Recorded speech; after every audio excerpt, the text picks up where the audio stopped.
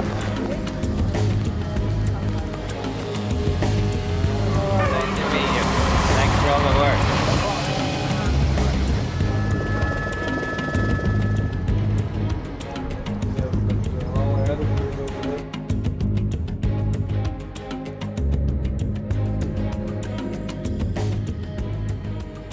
Hello, I'm Steve Murphy, and this could be any one of hundreds of neighborhoods in the Halifax area, Truro, northern Nova Scotia, Charlottetown, or eastern PEI. This is some of the damage that was done by the Hurricane Juan. This neighborhood is the Hydrostone area of Halifax. This is a neighborhood that was built from the ashes of another disaster, the Halifax explosion of 1917. And many of these great old trees had stood here for 80 years or more.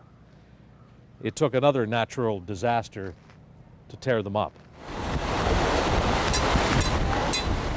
Hurricane Juan rampaged through the Halifax area in the early morning of September 29, 2003.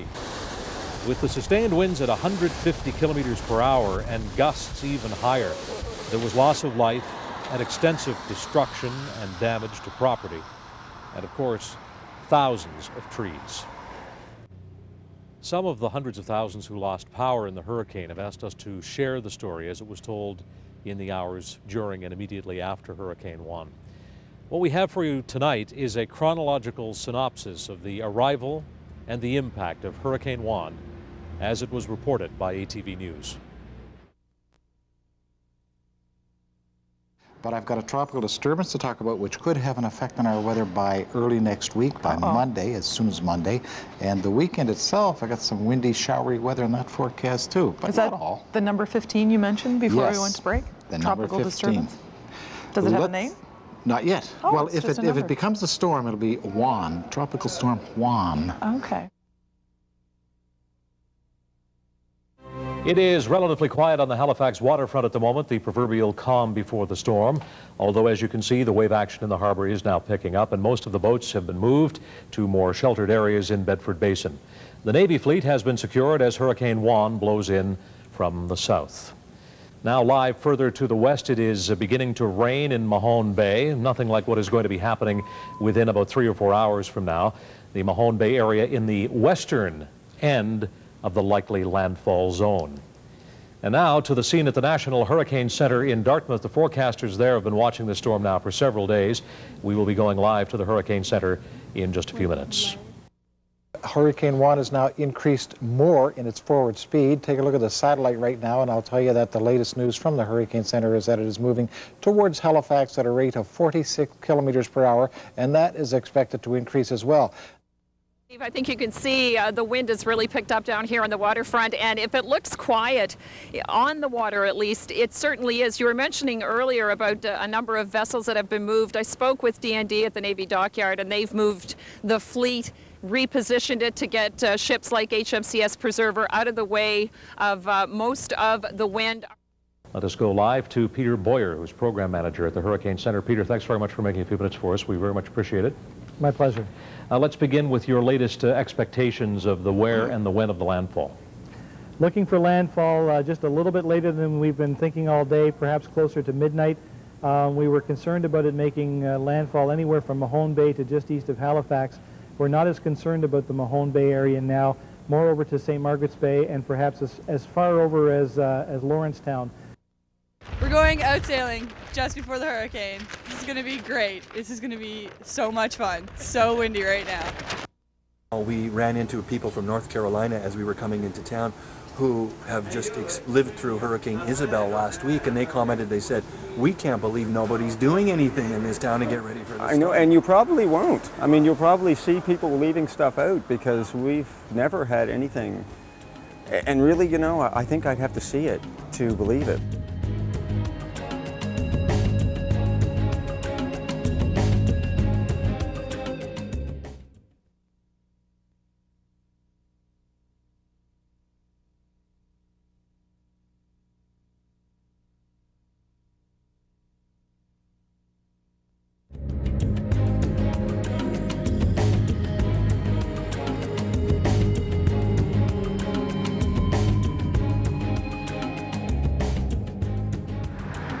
Good evening, everyone. I'm Steve Murphy in the ATV News Center, and for the first time in 40 years, the full force of a hurricane is bearing down on Halifax tonight.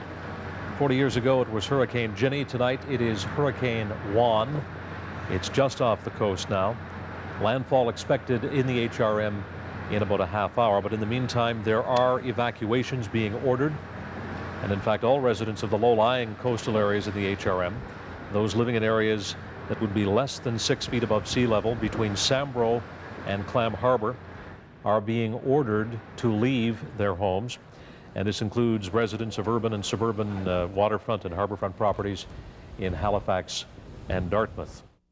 We now have confirmed with the Canadian Hurricane Center that the center is approximately 50 kilometers south of Halifax and is expected to make landfall around the Sambro area. Now, in its motion, that means that it's going to be crossing the mouth of Halifax Harbor as well, I would say between 11:30 and midnight, Steve. Thanks very much, Peter Code. Following the track of Hurricane Juan as it approaches the coast of Nova Scotia. It's just off the coast now, and as we indicated, and this is of paramount concern to those people who are affected, obviously, by the evacuation. But if you are living in a low-lying area anywhere between Sambro and Clam Harbor, you are ordered to leave your home and head for a safe shelter, either in another location of your own choosing, or failing that, in one of the fire halls in the urban areas. You may also visit one of the 4 relief centers that have been set up.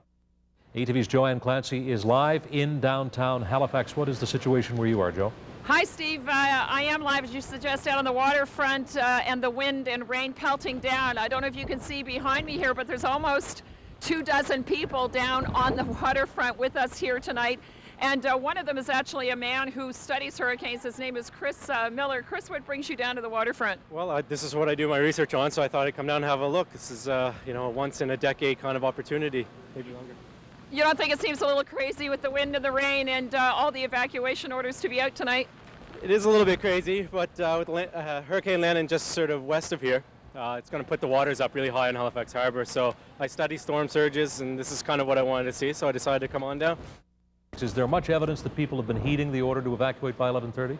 Well, I did talk to emergency measures, and they said that the police were going door to door to the condos, places like Bishop's Landing up and down the waterfront, and asking people to leave voluntarily. Now, I have not seen any evidence of that just yet, but I know actually, that you if are I can just jump in, Joe, we are getting now some video evidence collected by one of our electronic news gatherers, a cameraman, people leaving the Bishop's Landing complex. This is a very, very high-rent district on the waterfront in Halifax, and in fact, people are leaving. There's one person with a suitcase, and of course the proverbial Sobeys bag. So obviously they're planning to be out of their home for at least the night. Peter Millett now joining us live from the Eastern Passage area on the other side. What's the situation there, Peter? Well, Steve, it's wet, it's windy, and as somebody pointed out to Joanne, who she was interviewing on the waterfront there, it's a simple way to describe it, but it's scary. It's true. I'm not holding onto this rope for dramatic effect, Murph. I'm holding onto it because the wind gusts are massive down here. It is wet and windy, and in the 27 years I've been covering news, I have never been out in anything like this before. Weather like this holds a strange fascination for people, as we just witnessed with Joanne down in Halifax. There aren't many people in our location here in Eastern Passage, but there is a fair amount of traffic traveling back and forth, people who are out in this storm. You know, Eastern Passage is a community that makes its living very much from the ocean, and there's a lot of merchandise tied up behind me in the waters here, and there's a great deal of fear perhaps of what's going to be, you know, what people are going to wake up to in the morning. I also spent some time just before we went on the air tonight at one of the evacuation centers here out in Eastern Passage in Cow Bay, talking to the chief there, and as we were there, they were rolling in the cots, and I said, geez, you folks are in for a long night. He says, these are for my volunteer firefighters and for the police officers who are in for a long night. At this point, that plan is still being formulated for people here in Eastern Passage. But of course, you're familiar with this area, as many of the viewers are. The big fear is that this water is going to surge and flood the communities and the businesses that are very near to the water. At the same time, it's worth pointing out that in order to get to Eastern Passage, you have to cross the bridges that span Halifax Harbor, and the Bridge Commission is paying very close. Hold on, Steve. You okay, George? the Bridge Commission is paying very close attention to this wind, because if the wind hits 90 miles per hour and it's from the north and the south, then they're going to be closing the McKay Bridge, which is the new bridge, to high-sided traffic. And they're, of course, you know, like everybody else, very concerned with the wind speed, among other things. Steve? Now, Peter, I'm getting a little bit concerned about you and George there. That would be George Reeves who's operating the camera. Peter, behind you, there appears to be a huge, tremendous amount of water right behind you. Are you on a wharf? I think we've lost Peter. But as you can tell, the situation there in Eastern Passage quite dramatic as Hurricane Juan continues to approach the Halifax area. So right now it looks like about another 15 or 20 minutes, we'd actually see the eye of the hurricane crossing Sambro, sort of a glancing blow, you might say, to the peninsula, because it'll cross from Sambro across to the Lawrencetown area of the coast. And again, it will track directly across downtown Halifax, downtown Dartmouth on the way up the eastern shore. All right, Peter Coate, thanks very much. And once again, we want to reiterate that there is a state of emergency, a local state of emergency in the Halifax area tonight for evacuations in all of the low-lying coastal areas, all the way up the coast from Sambro through Clam Harbour. This is a live shot from our camera on top Metropolitan Place in Dartmouth. That is the Angus L. MacDonald Bridge. And as you can see, there does not appear to be a great deal of bridge traffic. It may well be, in fact, that bridge traffic has now been somewhat restricted. You see police lights on the Halifax side of the bridge. So there may, in fact, be some restriction, if not a closure, of some of the traffic on the bridge. We did know that the walking lane would be closed. Of course, who would want to be walking on the bridge in the middle of this? Listen, we've got a hurricane out here, and I'm only standing about 50 feet from where you are, but right now it is absolutely blowing hard out here. We've seen some transformers blown. The power's gone out a couple of times just across the street here, and we've heard a lot of what sounds like debris or branches falling in and around this neighborhood, and it's actually kind of scary out here right now. Yeah, and there's a bit of traffic. That of course, is Roby Street, which is a main arterial in Halifax. There appears to be just a bit of traffic there. But what are the road conditions that you're able to see from there, John, in terms of water on the road? It doesn't look to, there goes the power again. I don't know if you can see behind me. Yeah. The roads don't look all that bad, although there's a huge buckets of water off to the side. You know, I've been in a lot of windstorms out on the west coast as well. This is the worst that I've ever been in. It's really getting kind of hairy out here, and it's remarkable to see the difference in just the last 20 to 25 minutes. Yeah, ever since, well, really, about 7 o'clock tonight, it's been quite incremental, but then suddenly, as you've said, in the past half hour or so, it's become quite a bit more intense as the storm approaches the coast. John, thanks very much. You're welcome. CTV's John Vanavalley-Rao outside in Halifax as Hurricane Juan continues to bear down. During our last live report with CTV's John Vanavalley-Rao, you saw the lights go out, and this may be the reason, not far from where John was reporting. A transformer is now burning. This is one of a number of power problems being reported in the Halifax Regional Municipality tonight.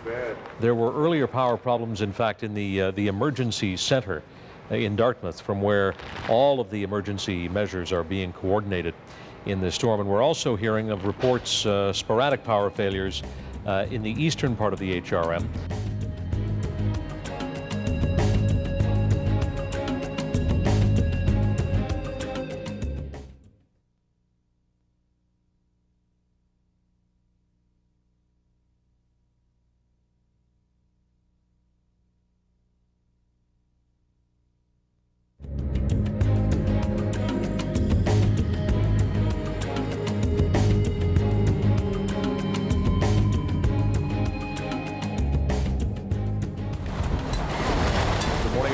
Breakfast Television is preempted this morning by the special coverage of the aftermath of Hurricane Juan. We're now emerging from a long and dark and dangerous night on mainland Nova Scotia and now Prince Edward Island, where Hurricane Juan is now a tropical storm that's still pounding the island. Much weaker now than it was when it smashed into the Halifax metro area just after 11 o'clock last night. The damage is quite extensive, and at least 2 people have been killed.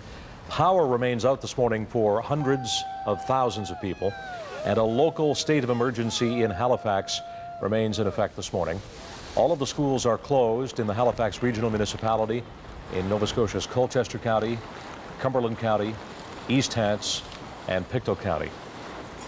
The problem overnight has been threefold. First of all, of course, the wind and the pounding waves, and the rain. Water began to surge over docks on the waterfront in Halifax before the brunt of the hurricane last night. And then with the very strong winds, the trees began to fall down. The power went out, and the telephone service has also been interrupted in much of mainland Nova Scotia and Prince Edward Island. The hurricane roared through Halifax, claiming the life of at least one person in the city. A paramedic was killed when a tree fell on the ambulance he was driving. This happened just outside the QE2 Health Sciences Centre. Another paramedic was injured in this, although not seriously. There has also been a death reported in Enfield, Nova Scotia, also when a tree fell. Now, for the first time in history, both of the bridges that span Halifax Harbour were closed, and the older of the two, the Angus L. MacDonald Bridge, remains closed at the moment. There is talk about one lane of traffic moving over the new bridge, the A. Murray McKay Bridge. We want to go now live to Margaret Murphy of the Nova Scotia Power Corporation, who's joining us now. Good morning, Margaret. Good morning. Let's get a picture, if you will, of how many people in the province of Nova Scotia are without electrical service this morning. Well, our crews are out there now assessing that at this moment. Certainly well over 100,000 at the height of the storm, easily 140,000. Very unusual to have a hurricane move on land. This had a significant and concentrated impact on the metro area, on Truro, and then in a clear path right across the province. As you can see behind me, that is a walkway to the ferry terminal, and it is shredded. The roof has been completely ripped, windows have blown out, and the damage doesn't stop there. There are trees, as is the case all around the metro area and around the HRM, that have fallen and are literally blocking the area here. To my right, the boardwalk is a complete shambles. Salty's, a restaurant down here, the back wall has been completely blown out, and we understand that the phone booth that was inside that restaurant flew with the force of the hurricane to the casino.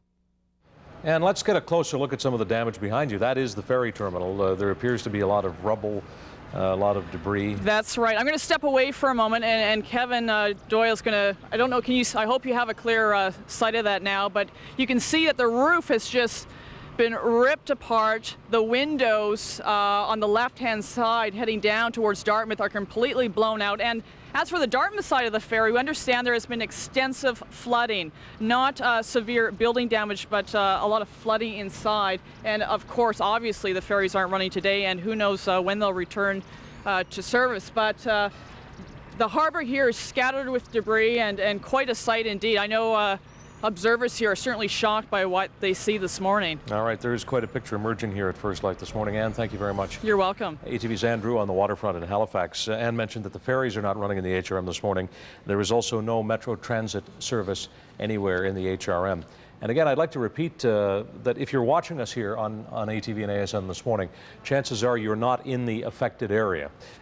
We know that there are approximately 100,000 addresses in Nova Scotia without electrical service this morning, and many of those are in the Halifax area. So certainly if you know someone in the Halifax area, it might be helpful to place a quick telephone call to them to pass on some of this information.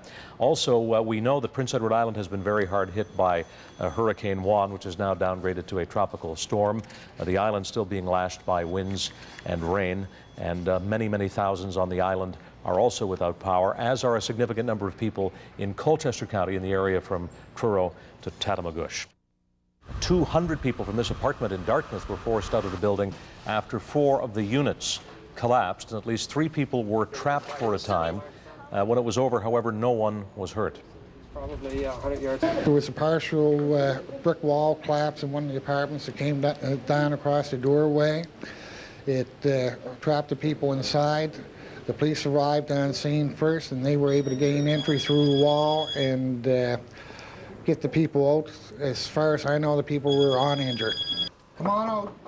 Officials are going to try to find out what caused the crash, the collapse, sometime later today. Hello? One of many jobs to be done by way of cleanup.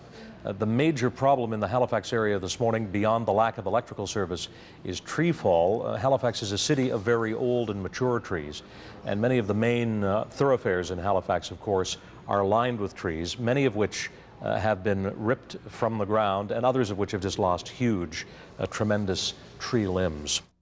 We're going now live to the Mayor of the Halifax Regional Municipality, Peter Kelly. Good morning, Mayor Kelly. Good morning, Steve.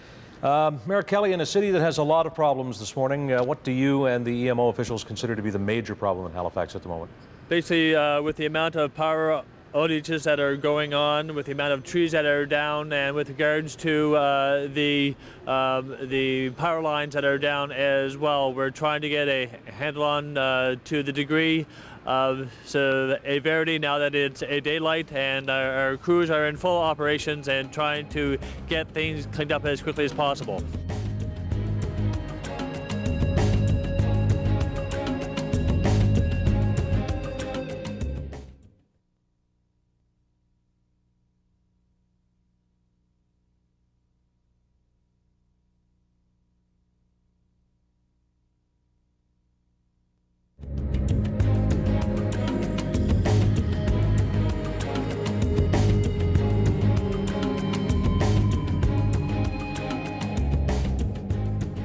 The wind gusts reported at Halifax International Airport at the peak of the storm 143 kilometers per hour.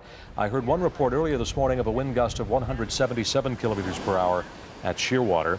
And the storm was still packing winds of 139 kilometers per hour as it passed west of Charlottetown. That was shortly after 3 o'clock Atlantic Daylight Time this morning. And the information from the Canadian Hurricane Center as of 6 a.m. had Juan moving toward the north at 40 knots, or about 74 kilometers per hour, with maximum sustained winds at 55 knots. The schools in the HRM are closed this morning, as are schools in East Hants, Cumberland, Colchester, and Pictou County. The problem, of course, has been that many trees have fallen, particularly in the Halifax area. Many of the roads are impassable, and add to that the fact that there is no electrical service in most of the areas you see highlighted on the screen. We are preempting breakfast television for our special coverage this morning, but Jason Baxter is out in Halifax this morning, and he is joining us now. Jay?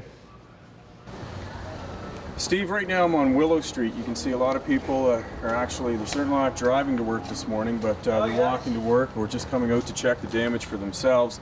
So you can see behind me, really you can't see more than 50 to 100 feet down Willow Street. There are so many trees down. If you look this way, you can see that we have a lot of down power lines and an immense tree that has fallen on top of this home right here. In fact, some of the branches have gone right through an upstairs window there. If you come on over this way, one of the neighbors, Andrew Callahan, is here right now. Andrew, thanks for talking to us. You live in this building behind us? Yeah, this one right here on Willow Street. Yeah. Did you actually hear this tree come down last night? We heard all kinds of trees, branches throughout the night. We lost power at 10:30, and then it was just like every now and then we'd hear a crash and a flash. We'd see a big snap, figured power lines going down, transformer or something. But all through the night, heard branches going. Were you worried about your safety at any point? I was worried about my car getting crushed by a tree, but that's about it. But this guy right here, his truck, that's that guy right there, and he missed it by like a foot. Didn't miss it by much. Yeah. Well, thank you very much, Andrew. We'll have a few words with this gentleman right here. Excuse me. Hi, my name's Jason Baxter from ATV. What's your name? Joe Antonowitz. Joe. And this red pickup is yours right here. This is certainly my truck, yes. Are you feeling pretty lucky this morning? Very lucky. Oh yes, I gotta gotta say thanks to God, I guess. Do you live in one of these buildings around here? Yeah, we just live on the corner of Willow and Roby there. So could you hear this tree or other trees coming down through the night? We guess we missed this tree by about a half hour. We were outside around 12:30 and we seen the one down there that got blown over and a bunch up here, but we never seen this one. Nova Scotia Power is fighting a major battle this morning to restore service. Margaret Murphy is on the telephone line with us again this morning. Hi, Margaret. Good morning. Any change in status in terms of the restoration of power now in the wake of the storm? Well, our crews we're focusing our efforts on the metro area. It was the hardest hit, the biggest impact. This is the area of concentration. It's very difficult going out there. The crews are going to have to proceed very cautiously today indeed. Plenty of hazards, but we will over time. This effort will pick up. We are seeing progress. But it is going to take significant resources and significant time. If you're just joining us now, I want to show you the boardwalk down here. This is what we see on this side and also, I guess, to the east of me, but the boardwalk's completely torn up. The patio furniture is in a huge heap, and I took a peek inside the large windows, and it appears like there's beer kegs scattered all inside, and we were told there's seaweed that managed to get in. And Salties, which is at the very end, the walls are completely blown out. We're going now live to Mike Lester, the Executive Director of Nova Scotia's Emergency Measures Organization. Good morning, Mike. Morning, Steve. Let's get the big picture from you this morning. Where are the critical problems in the province of Nova Scotia here just after 8 o'clock? Well, most of it is right here in Metro HRM. It's, of course, as you mentioned, the power blackout. We're getting some information from outside, but it's just really starting to come in. It's been rather slow overnight, and I think that's due to the fact that most people stayed indoors and are just now getting out in the daylight. It's now pounding rain again in the Halifax area. That is not as a result of Hurricane Juan. In fact, that is another storm system, but it doesn't really matter. It is more rain on top of a huge quantity of rain that's already fallen overnight. And ATV's Jason Baxter is out on the streets of Halifax this morning. Jason?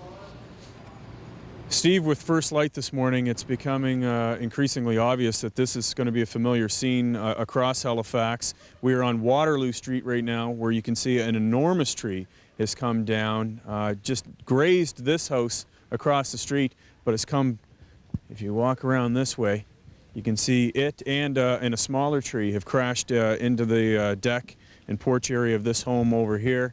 Becky Ty joins me right now. She's one of the neighbors. Becky's place is actually in this greenhouse. She lives, this is her bedroom window up in this area right here. So Becky, can you describe for me what it was like when this enormous tree came crashing down? It was pretty scary. Just like there was just a lot of noise and a lot of winds last night, so it didn't sort of made up for the huge crashing tree. What time did this happen? About midnight. Where were you were you in your room at the time? No, we all sort of huddled downstairs in my living room. So, but one of my friends was actually in my room at the time, and he said he could feel the whole, like it felt like the whole house. It took off our side of our electrical box, of the side of our house. So that was, that was the biggest noise. Have you talked to any of your neighbors this morning, including people that live in this building here? Yeah, we are friends with those guys. They said they opened their back door and there was literally a tree there. So it's pretty scary. Were you shocked to see the damage when you woke up? No, it was pretty scary last night, so we knew that there was going to be quite a bit of damage done.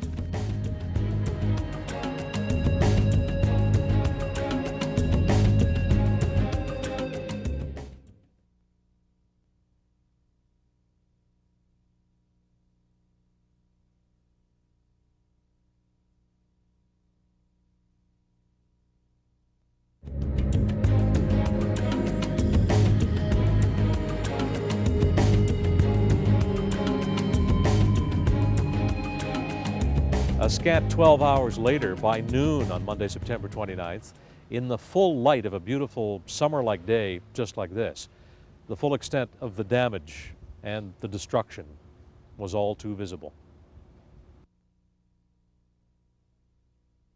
Hello again, everyone. Welcome to the news at noon for Monday, September 29th. Hurricane Juan is now a tropical storm, but its aftermath will be felt for a good long time to come. The damage, particularly in the Halifax area, is extensive. At least 2 people have been killed. Hundreds, if not thousands, of trees are toppled or badly damaged. And as you've seen, power wires are dangling in the wind, while hundreds of thousands of people are without electrical service in both Nova Scotia and Prince Edward Island. At its height, the winds in Juan reached 143 kilometers per hour. It is the first direct hit on Halifax by a hurricane since Ginny in October of 1963. The Halifax Regional Municipality is continuing a state of emergency. The hurricane has also taken a very heavy toll on the Queen Elizabeth II Health Sciences Centre, where the roof of one of the buildings has blown off. 3 units have been evacuated. 51 patients, some of them elderly, have been moved to other parts of the complex. ATV's Mark Petroni is at the scene. Mark. The massive rubble behind me actually used to be a good chunk of the roof of the Centennial Building. That's one of the buildings that makes up the QE2 hospital complex here in Halifax. And you can see huge chunks of the roof just sitting there along with the trees that are now down. This is a common area behind me, and I'm standing in the parking lot of the QE2 right in front of the Centennial Building. And you can see right up there pieces of the roof just kind of hanging there. I'm told that around 2 o'clock this morning, that's about the height of the storm, that roof basically just blew off. I spoke with a woman who was in the building at the time. She tells me that the whole building shook. I'm also told that earlier this morning, around 8 o'clock, there was flooding, and that 3 units here had to be evacuated. One of those units was a palliative care. So right now, you can see the cleanup crew busy at work. At one point, this parking lot was full of cars. Now there's only a few here, and you can see that one behind me is completely covered by a downed tree. So these cleanup workers obviously have their work cut out for them, and they're going to be busy for a good chunk of today. All right, thanks very much, Mark. ATV's Mark Petroni at the QE2, the VG site in the south end of Halifax. ATV's Jason Baxter has been out in the Spryfield area today where the residents of a local trailer park are counting their blessings. Debris from a nearby apartment building was wreaking havoc on the park, and Jason's joining us now with those details. Jay? Steve, it's becoming evident as we travel around HRM that the damage isn't limited to fallen trees. The structure behind me used to be the roof of this apartment building over here. You can see the majority of the roof is gone. It no longer exists, and it's landed right here in the street in this trailer park in Spryfield. And you can see the number 3 mobile home over here. Much of its roof has been torn off. And a lot of extensive damage. The gentleman that lives here, his mother lives just across the street in this yellow trailer, and miraculously her place hasn't been damaged too much, but this roof has gone right up to the base of her mobile home. Neighbors are still a little bit nervous. There's a lot of down power lines. You can see power lines right here in front of us, and the power, of course, is out right now, but they're worried if the power comes back on, the ground's very wet and potentially could be some live wires. Richard Saunier, who joins me now, he lives in this mobile home right across from us, and Richard, you must have quite a bit of damage. Yeah, there is. Well, the damage to the roof, the windows are all smashed out in the front, water damage, and God knows the fence is broken down. God knows what else is done. Like, where are you going to stay? Still stay there, just put some plastic and stuff up over the windows and stuff. Can you take us through what happened last night, what it sounded like, what it looked like? It was unbelievable. It was so loud, and the crash. But we didn't know what it was because the power was off, and it happened around 12:30, 12:45. But Glenn, he knew, he looked out with the flashlight, and he seen all this. He thought it was his roof, but it was here to be the roof off the trailer. I mean, the big apartment building there. But the crash when it hit here was unbelievable. I heard thunder, but I never heard anything like that before in my life. What kind of streak of luck do you think it is that it landed in the middle of the street instead of really coming down full weight on one of these mobile homes? It's a godsend. Godsend. You know, like, look at all these houses, and it flew over these houses. It flew right over them. It had to come off that roof. It's unbelievable. It's just luck, I think. Luck. No one was hurt? No one was hurt. It's unbelievable. Godsend. The multi-million-dollar replica of the ship Hector made an unscheduled voyage during this storm. This is what is greeting visitors to the Pictou waterfront this morning. High winds have ripped the Hector from its dockside moorings and pushed it about 30 meters toward a waterfront restaurant in Pictou. Along the way, the Hector sheared the top off a smaller vessel from the Pictou Marina. And the mayor of the HRM, Peter Kelly, is joining us now on the phone. Mayor Kelly, good afternoon. Good afternoon, Steve. How are you doing? I'm okay. How are you doing? Good, thank you. How's the city doing? We're getting back to life slowly. We have our crew float trying to address the issues of the fallen trees and down wires. It is challenging to deal with them when there are people around who are out to see what is going on, and it does hurt or slow down the process with our crews. Like virtually all of the coastal and low-lying areas, the waterfront in Halifax has sustained considerable damage in Hurricane Juan. ATV's Andrew is live there now to bring us up to speed. What is the situation on the waterfront there now? Well, Steve, there is hundreds of thousands of dollars of damage. Damage is all along, but probably the saddest story is the one right behind me. This is a colonial schooner. As you can see, it is submerged with the mast sticking out. This is owned by a man by the name of Larry Mahan. He built this vessel 30 years ago, and he actually lived on this vessel and is completely gone. He is left with nothing. But all along here, you see huge rocks. The pavement in the parking lot nearby is caved in. Kiosks are shattered. Murphy's on the Water, which is a popular restaurant down here, one of its own vessels cut loose yesterday as a result of the hurricane and smashed right into the side of the restaurant. So business owners here are obviously not open for business. They're too busy mopping up today.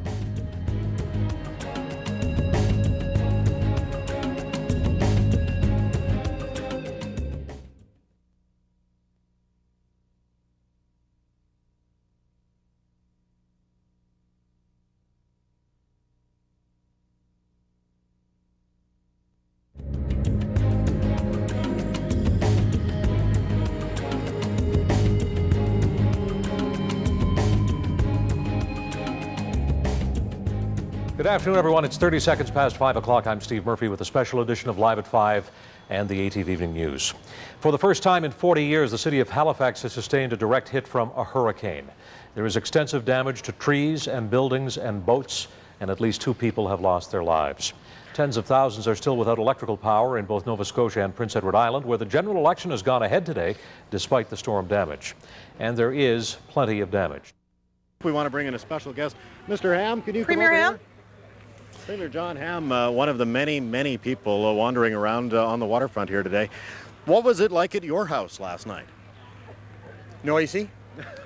The wind blew all night. The phone rang all night with reports from Ernie Fage, who's the minister responsible for the Emergency Measures Organization. And about 5 a.m. I decided to look out the front door, and a huge tree that had been in front of the house for over 30 years toppled over and just missed my wife's car. Most everyone knew Hurricane Juan was coming, but few were prepared. Down at the Halifax waterfront, it was a sight all too familiar. Businesses in the business of cleaning up. It's scary, to know that a storm could come into Halifax like this and do this kind of damage. I guarantee the next time there's a hurricane warning here in Halifax, people will act and respond a little bit differently than this time. Damage was severe. Hurricane Juan unleashed vessels, causing them to slam into the sides of buildings. Entire patios were tattered and destroyed. Docks ripped up and overturned. Hard to believe this is where people sat quietly just over a day ago. For businessmen like Tom Hayes, it's a day he'll never forget. Well, I've lived through a lot of storms and I've been at sea through a lot of storms, but this is probably the worst that I've ever seen. Most businesses will recover, but others will not be as fortunate. This is what's left of Larry Mahan's colonial schooner, a vessel he built 30 years ago, a ship he called home. Even the ferry terminals didn't escape the wrath of Juan. Construction crews in Halifax worked tirelessly to repair the torn sidings and shattered windows. Despite the destruction, people seemed drawn to Juan's force. Dozens ventured out of their homes and made their way to the waterfront, hoping to add one for the scrapbook. Hurricane Juan knocked down trees one after another like dominoes. Hundreds of fallen trees littered the streets of Halifax. Tangled power lines crisscross roads and sidewalks, leaving homes in the dark and its occupants wondering what hit them. The city was a mess. We'll be weeks and weeks and could be months cleaning up this mess. Hurricane Juan left behind a wake of broken trees, crushed vehicles, and a city in shock. This is Liverpool Street in the west side of Halifax. Once a shady street lined with ancient maple trees, today it looks more like a war zone. The sidewalks are buckled, trees uprooted. The landscape has changed forever. And then I heard screaming, so I ran upstairs and I saw the trees sticking out of the wall. That's right. And I at home, folks, I don't know if you can see this, but there's actually a tree that's come through what seems to be a linen closet here, and also into these bedrooms. Trees have come in through the ceilings. I'm not sure if you can get a good look at that, but up in that corner there, and also across the hall into this other bedroom here, more trees. And there's, it looks like what may be flooding in your basement now, starting to flood, right? Hurricane Juan was random and chaotic in its destruction, but no blow was more keenly felt in the city of trees than this. But it's still not very good. No. Halifax's historic and beautiful public gardens, widely regarded as the heart of the city, ripped out last night faster than a heartbeat. Trees that took a century to grow toppled like a deck of cards. I'd never seen anything like it before in my life. Steve Nelson is one of over 100,000 people without power today. Some has been restored in the downtown core, but it's limited. Emergency workers now hampered, they say, by floods of people on the streets. Hold on. There are no trains between Halifax and Truro. If the tracks aren't flooded, then they're blocked, like this one. There is so much damage, crews can't get to all of it. So it's street by street, pole by pole. And just now, word that 200 military personnel are on their way to assist in the cleanup. People are aware that Nova Scotia was very hard hit and are responding appropriately. Halifax remains in a state of emergency. There are long lineups for gas at the few stations that have their own power. Schools are closed, as are most businesses. Non-essential workers are staying home. We have a possibility of live wires hanging across the road on the Herring Hall Road right now. Juan has claimed 4 lives, 2 at sea, and 2 fatalities from falling trees, including paramedic John Rossiter. Emergency workers say keeping people safe over these next few critical days is their #1 concern. The losses at this point, they say, simply too great to tally. Officials say they won't know that for at least another week. We're in Fairview now at Mandeville Court at a building that, really didn't make it through the evening. As you can see, there's debris, and it's a horrible sight. The building was evacuated this morning, and one of the evacuees is joining us right now. His name is Dave Barkhouse. Dave, my gosh, what kind of a night did you have? It was a scary night. I was talking on the phone with a few friends, and it was about 12 o'clock or so, and I noticed the tree had gone, and I said, "Oh my God, the tree's gone!" And then it sounded like You mean you could see it through your window and it wasn't there anymore? Right there, and it wasn't there. And then it sounded like a freight train going through the apartment. And I said, "I think our roof is coming off. I'll give you a call back." So I came down to the lobby, and the tenants were all in the lobby gathering. And the lobby, by the way, is behind all of this. All of this, yeah. And they had said, I was talking to some friends on the 3rd floor, and they had said the roof was blowing off. And when we looked out the window, we could see this. And at that point, we knew we were in trouble. ATV's Alex Vass is joining us now live in Charlottetown, where the damage appears to be quite significant as well. Alex? That's right, Steve. Hurricane Juan cut a swath through Prince Edward Island, starting in Charlottetown, moving northward towards the Cavendish-Rustico area. As a result, power knocked out to most of Prince Edward Island, 2/3 of it last night. It's slowly coming back, but Maritime Electric says it could take some time.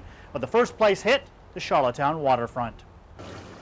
The Charlottetown Yacht Club was the first to feel the force of Hurricane Juan. Any hopes of it diminishing as it crossed Nova Scotia were for naught. 139 km/h winds battered the marina. As many as 27 boats were pushed into a small area overnight. So there's 4 or 5 boats that sank for sure, and there's different degrees of damage done to the boats that did not sink. You know, all the whole marina is going to have to be rebuilt almost. You know, we'll salvage what fingers and docks we can, but other than that, you know, there's a lot that's probably going to be beyond repairable and have to be replaced. About 30 boat owners were able to get their vessels out of the water before the storm hit. This has damaged many long-time sailors say they've never seen in Charlottetown Harbor. Just blocks away from the yacht club, the cleanup of a favorite downtown park is well underway. Nearly every tree was uprooted, some just missing homes across the street. It's very sad. We used to come here to play all the time.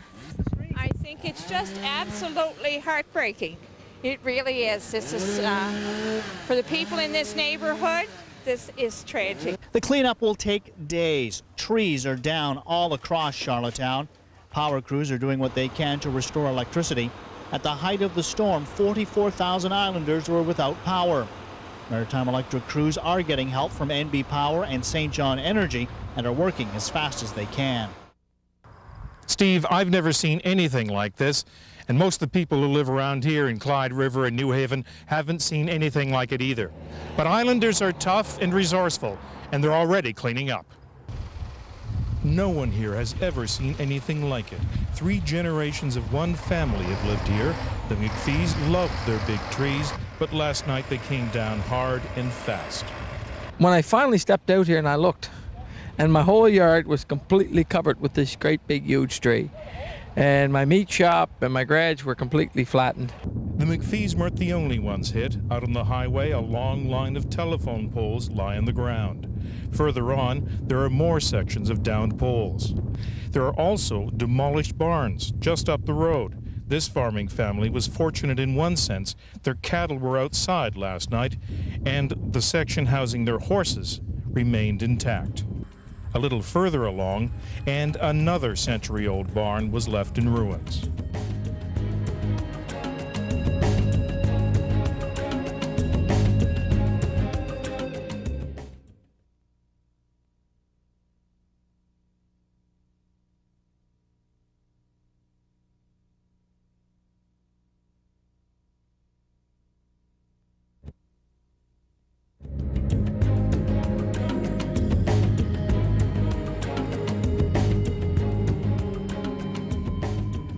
Words really seem inadequate in the face of images and scenes like this, which can be found all over. But there is simple truth in certain of the cliches. The worst really does often bring out the best in people. People do reach out and help each other in times of trouble. And of course, the people in emergency and public service really do their best. And finally, Hurricane Juan is a powerful and sobering reminder of the awesome and unpredictable nature of the North Atlantic, which has always shaped our lives here in Atlantic Canada.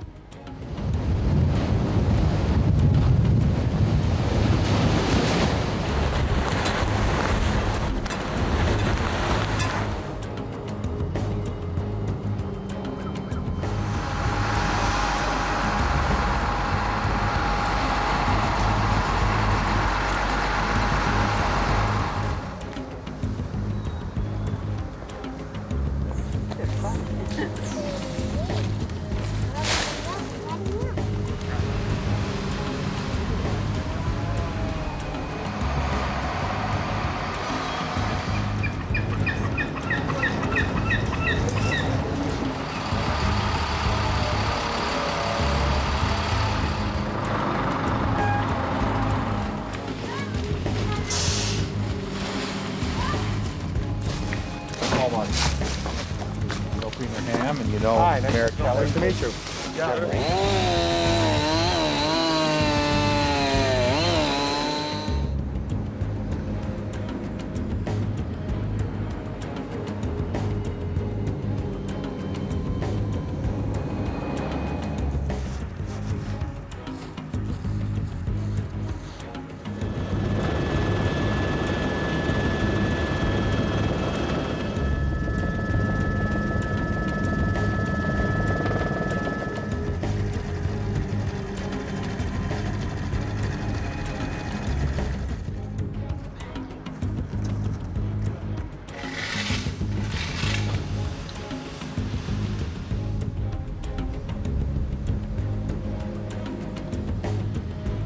I can't believe it, how good they've all been.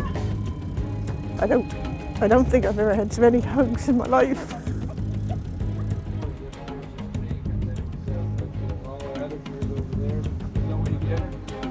Yeah, those are back there.